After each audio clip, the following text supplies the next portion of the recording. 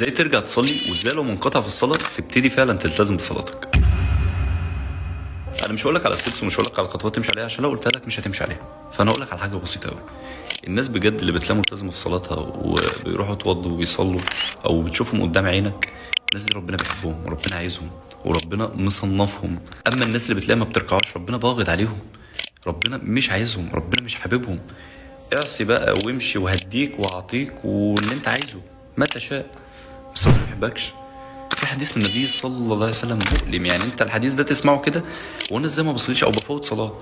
5 صلوات كتبهن الله على العباد، فمن جاء منهم لا يضيع منهم شيئا استخفافا بحقهن فكان له عند الله عهدا ان يدخل الجنه. عهد من ربنا، ربنا عهدك ان يدخلك الجنه. طب انا عاصي، طب انا مذنب، طب انا بعمل وبسوي.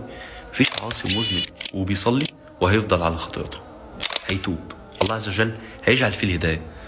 طيب ومن لم يأتي بهن، يعني اللي مش هيجي بيهم بقى او بيتنازل عنهم او ما بيصليش اصلا، ليس له عند الله عهد، ان شاء عذبه وان شاء ادخله الجنه. يعني انت دخلت في ريسك، ان شاء ربنا عذبك وان شاء ادخلك الجنه. فليه تدخل في الريسك ده؟ ليه؟ قوم قوم وانوي على صلاتك وما تستناش حد يشدك على الصلاه، شد انت نفسك. الصاحب ساحب وكل الكلام الحلو ده، بس الصاحب ساحب ممكن في وقت شغلك او في وقت ما هو بيسحبك وانت قاعد في بيت لوحدك مش هتصلي. اسحب نفسك، انا هقوم وهدوس على نفسي وهقوم اصلي دلوقتي. مره مع التانيه هتلاقيها ظبطت.